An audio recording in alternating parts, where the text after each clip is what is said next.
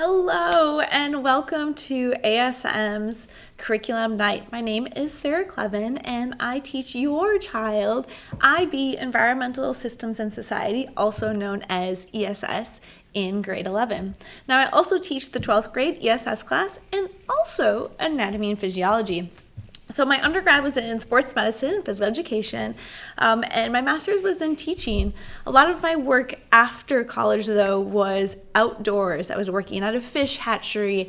I did AmeriCorps and was working on trails. I was a wildland firefighter and a hazardous tree removal specialist with chainsaws. Some really cool hands-on learning myself, volunteering all over the United States.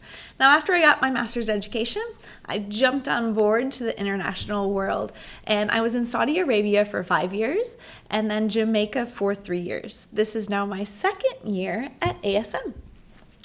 So some of my big passions, I love animals. So you can see one of my favorites is a camel over there. I'm actually doing camel pose in front of camels, one of my life dreams. I'm also a yogi and teach the after school activity for yoga.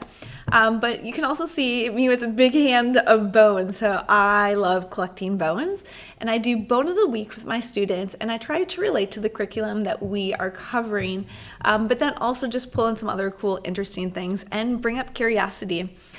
In the top right, you can see me dressed up as Charles Darwin. So I also just try to make life fun and exciting in my classroom, and sometimes I dress up. Now you're probably thinking, well, who's in the driver's seat of learning in my classroom? And you can see me in a little vehicle in the middle of the Saudi desert, attempting to drive a vehicle, trying to be punny, if you will.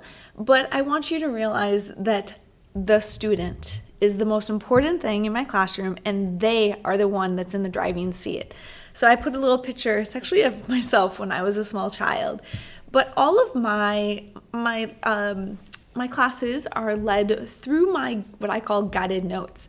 Every single thing is a question that either sparks a discussion or curiosity or dives deeper into information. This does mean that sometimes it takes a little bit longer to go through information because I don't stand in front of the classroom and just read off bullets from a Google slide or PowerPoint, that it's a little bit more kind of guided towards what we are learning. So you can see some of my notes right here. And then also in my classroom, I try to make it as hands-on as possible. Let that be, doing paper labs and cutting things out and kind of moving things around.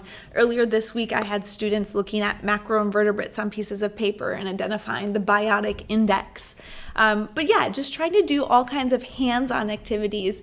You can see some of my former students here with some of these activities, okay? And trying to bring models to life, right?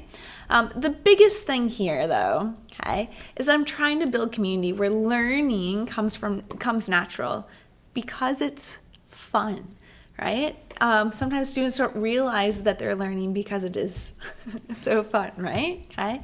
But then what excellence looks like in my classroom, I really want students to be curious. I want them to try to participate. My classroom is now set up in kind of little pods so that can spark group discussions. And I want them to think the prize is in the process, right? It's how you get there. It's not just, getting that grade on your test or project, whatever it might be. Right? But I really want students to complete assignments. I don't assign a whole lot.